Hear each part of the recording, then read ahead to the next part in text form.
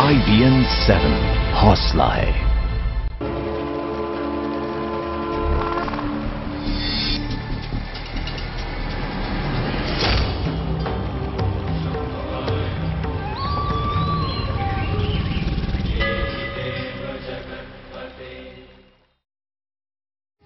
नमस्कार, IBN 7 के खास कार्यक्रम कल्पवास में आप सभी का स्वागत है। मैं हूं आपके साथ किटी बहल। माघ मेला पर हमारी विशेष कवरेज जारी है। 1 महीने तक चलने वाले आस्था के इस पर्व के हर एक पहलू से हम आपको रूबरू करवा रहे हैं। कल्पवास में आज क्या है खास, ये जानने के लिए हम सीधे चलते हैं संगम नगरी इलाहाबाद, महंत स्वामी आनंद गिरी जी के पास। श्रीखंडनम चंदनम दिव्यम सौभाग्यम सुमनोहरम। सारे सौभाग्य को प्रतिपादित करने वाला, अनेकता में एकता की भूमिका निभाने वाला, चंदन की विशेष महत्वता वाला ये पर्व अलग अलग संप्रदायों में कैसे माना जाता है चंदन का महत्व। नमस्कार, आप हैं IBN की विशेष पेशकश कल्पवास में, और कल्पवास के इसके दिव्य प्रोग्राम में आज हम लेकर के आए हैं चंदन की वो महत्वता जो अनेकता में एकता को दर्शाती है, वह एकता जो अलग अलग संप्रदायों के माध्यम से जानी जाती है। देखिए, ये हमारी विशेष पेशकश।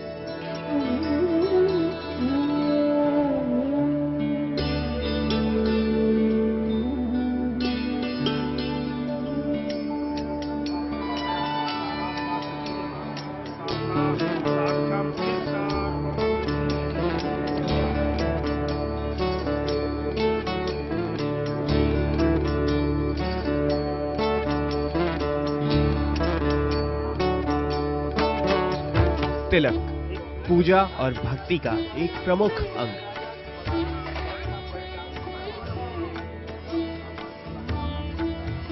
भारतीय संस्कृति में पूजा अर्चना,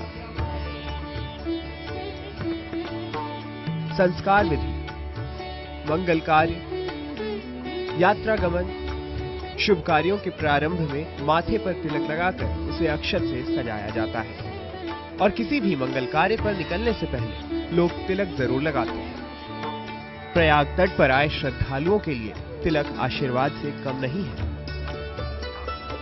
तरह तरह का चंदन लगाने से ये महसूस होता है कि गंगा जमुना सरस्वती हम संगम पर गए थे। हमें इस बात की खुशी होती है। क्या इससे कुछ आपको शांति भी मिलती है? हाँ, शांति भी मिलती है।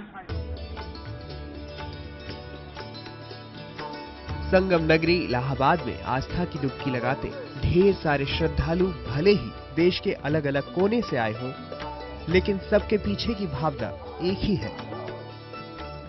जैसे ये सारे लोग अलग अलग होते हुए भी एक ही भावना से प्रेरित हैं, ठीक ऐसे ही एक और बात थी जिसने हमें आकर्षित किया। ये थी लोगों के माथे पर लगा तिलक।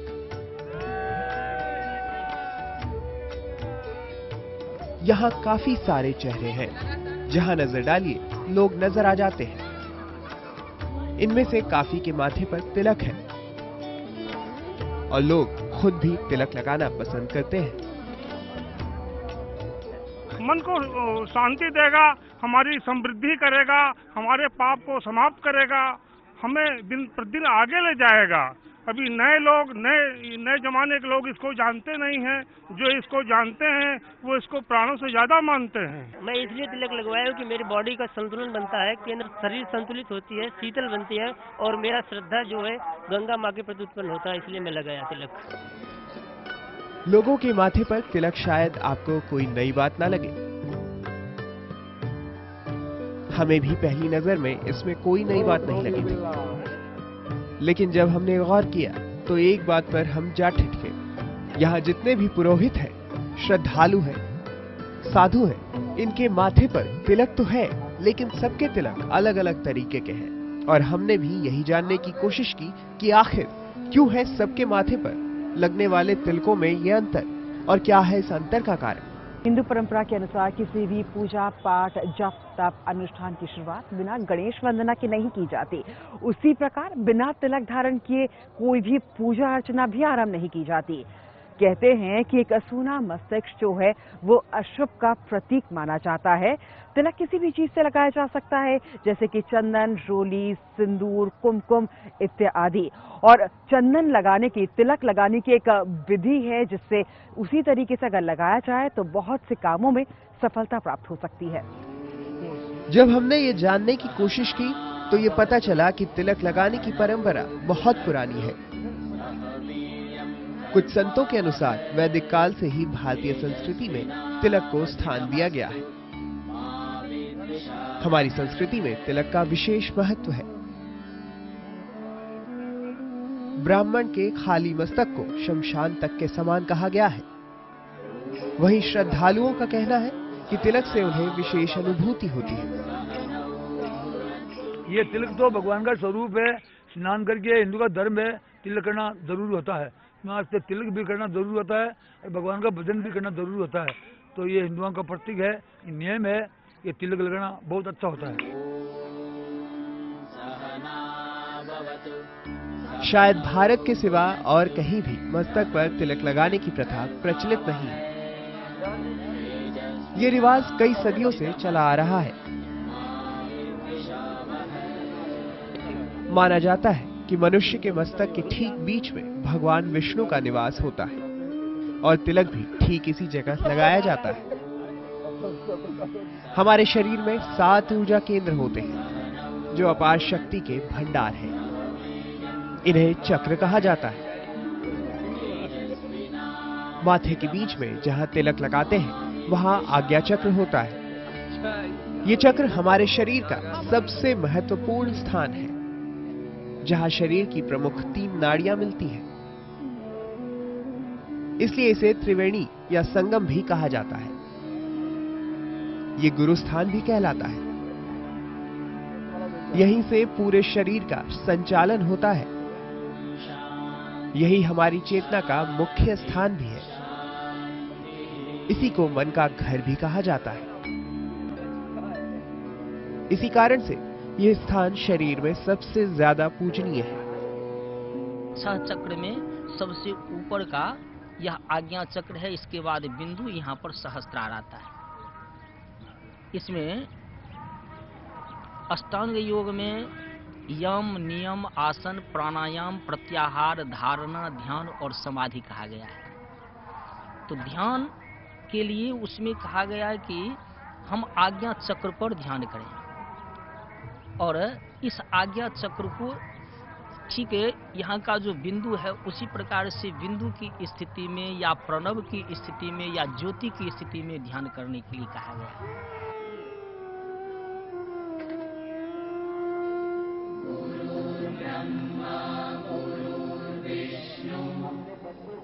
तंत्र शास्त्र में शरीर के 13 भागों पर तिलक करने की बात कही गई है, लेकिन पूरे शरीर का संचालन मस्तिष्क करता है। इसलिए मस्तिष्क पर तिलक करने की परंपरा अधिक प्रचलित है। तिलक लगाने में हाथ की उंगलियों का भी विशेष महत्व होता है।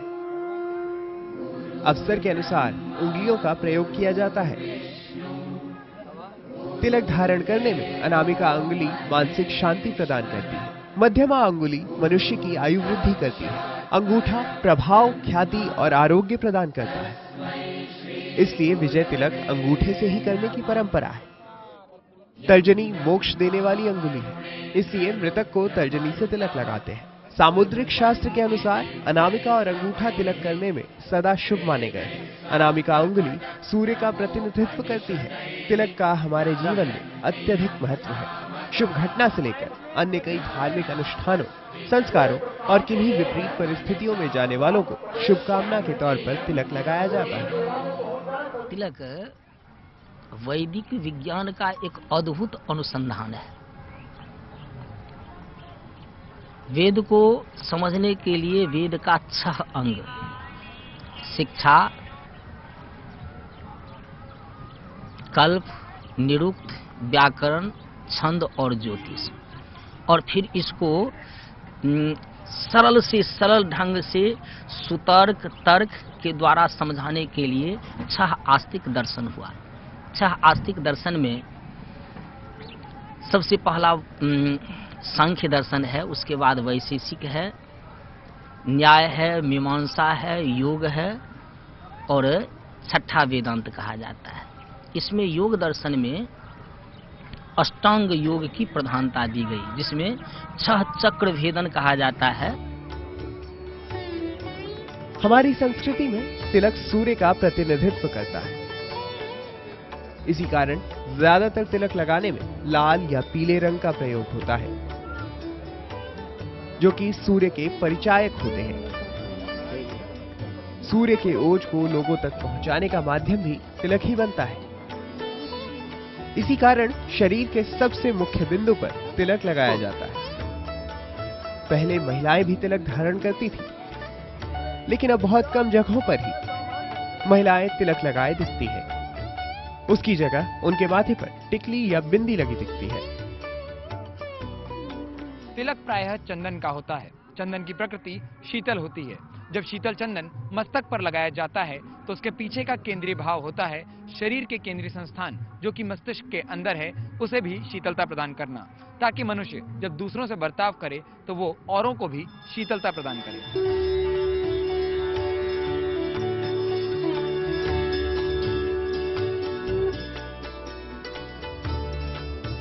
तिलक का वैज्ञानिक महत्व भी कम नहीं है। कहा जाता है कि तिलक ओज पर नियंत्रण का काम करता है। माथे पर चंदन का तिलक लगे होने से वो मन को शीतलता प्रदान करता है। इसके साथ ही तिलक लोगों की एकाग्रता के स्तर को भी बढ़ाता है। चंदन से महत्वपूर्णम पवित्रम पापनाशनम। जिस चंदन को लगाने से, जिस तिलक को लगाने से सारे पापों का शमन होता है। जो चंदन भारत की संस्कृति को विश्व तक पहुंचाता है, उस चंदन की महत्वता को दर्शाता है ये कल्पवास।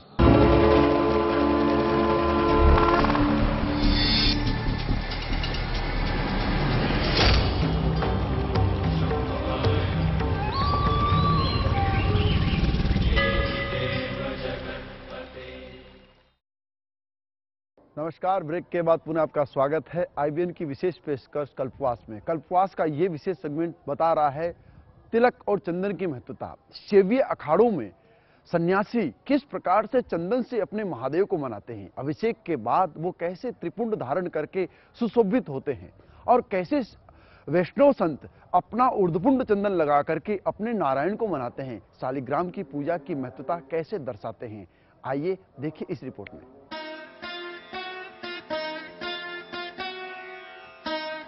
जब हमने लोगों को कई तरह के तिलक लगाए देखा तो हमने उसका कारण जानने की कोशिश की और इस कोशिश में हमने कई विद्वानों से बातचीत भी की, जिन्होंने बताया कि तिलक भी संप्रदाय के आधार पर बटे हुए और निर्धारित है।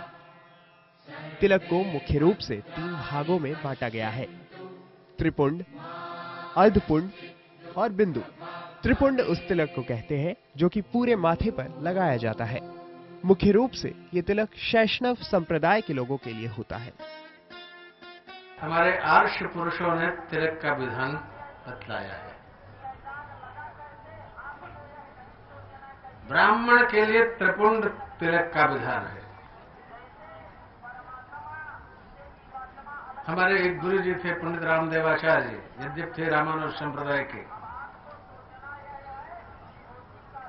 परंतु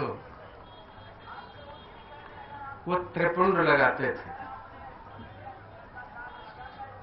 ठाकुर जी की पूजा करने के समय फिर ऊर्ध्वपुंड भी लगा देते थे। तो ब्राह्मण के लिए त्रिपुंड का विधान है। क्षत्रिय के लिए ऊर्ध्वपुंड का विधान है। वैश्य के लिए 2 बिंदी का विधान है, ऐसे सीधे 2 बिंदी। शूद्र के लिए 1 बिंदी का विधान है। सभी लोग अपने अपने परंपरा के अनुसार तिलक लगाते हैं। वैष्णव समुदाय के अलावा त्रिपुंड तिलक ब्राह्मणों द्वारा प्रयोग किया जाता है। इसे भगवान शिव को मानने वालों का तिलक कहा जाता है और इस तिलक में पूरे माथे पर चंदन लगाया जाता है। ये तिलक 3 पट्टियों में लगाया जाता है। कुछ इसके बीच में बिंदु भी लगाते हैं, लेकिन मुख्य रूप से त्रिपुंड का 3 पट्टियों वाला ही तिलक होता है। वहीं साधु सन्यासियों द्वारा पूरे शरीर पर भस्म लगाई जाती है। ये भी शिव भक्त कहे जाते हैं, लेकिन भस्म लगाने वाले साधु अपने माथे पर भी भस्म लगाते हैं। इस तरीके के तिलक को दिगंबर चंदन कहते हैं। हिंदू परंपरा के अनुसार दिगंबर चंदन का अर्थ ही भस्म होता है। दिगंबर चंदन तो भाई हमारे यहाँ भस्म को ही कहते हैं। हमारे जो महात्मा धुने रमाते हैं, चाहे वो वैष्णव हो चाहे सन्यासी हो, वो विभूत रमाते हैं अपने शरीर में। उनका वस्त्र जो है दिशाएं ही अंबर हैं। अंबर मतलब आवरण, दिशाएं ही जिसकी आवरण है, तो वो विभूति लगाते हैं सारे शरीर में, वही उनका आवरण भी बन जाता है, वही उनका तिलक भी बन जाता है, और वही उनके लिए शारीरिक व्यवस्थाओं में सहयोगी होता है। वहीं वैष्णव समुदाय के लिए ऊर्ध्वपुंड तिलक को प्रयोग में लाया जाता है। हालांकि ये तिलक कई तरीके के होते हैं और इसका मुख्य कारण इस समुदाय के आचार्यों का बदलना है। इस संप्रदाय के आचार्यों ने तिलक में अपने अनुसार बदलाव किए, जिसे उनके अनुयायियों ने अपनाया। वैष्णव समुदाय के लोग तिलक को भगवान का स्वरूप बताते हैं। देखिए, ऊर्ध्वपुंड जो तिलक है वो भगवान का प्रतीक होता है। हमारे जितनी संप्रदाय हैं उसमें ऊर्ध्वपुंड तिलक धारण करने का वैष्णव को ही अधिकार है। हमारे वैष्णव में अनेक संप्रदाय के अनेक चंदन हैं। जैसे रामानंद संप्रदाय में कई प्रकार के चंदन बनाए गए हैं। कोई सिंहासन को धारण करता है और कोई बिंदी लगा लेता है, कोई उसमें श्री लगा लेता है। जो श्री लगाता है उसको सीता जी को सुशोभित करता है बीच में, जो केवल बिंदी लगाता है तो राम और लक्ष्मण को सुशोभित करता है। कोई सिंहासन देता है तो भगवान को सिंहासन के रूप में तिलक के आकार में विराजमान कराता है। फिर रहा निम्बार्क संप्रदाय, तो जैसे निम्बार्क के आचार्य ने जिस आराधना से भगवान के दर्शन किए, उसमें जिस स्वरूप का भगवान ने चंदन के आकार में देखा, उसी स्वरूप को मान लेते हैं, तो इस संप्रदाय का प्रतीक हो जाता है।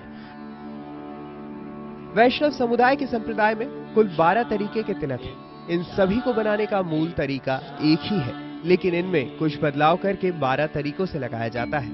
वहीं शैष्णव और वैष्णव संप्रदाय के अलावा बाकी सभी संप्रदायों के लोग सामान्य रूप से बिंदु तिलक का इस्तेमाल करते हैं। चंदन और तिलक का महत्व हमने देखा। संतों की इस चंदन के प्रति अपनी आस्था, चंदन का महत्व और चंदन की विशेषता। कैसा लगा आपको ये हमारा प्रोग्राम?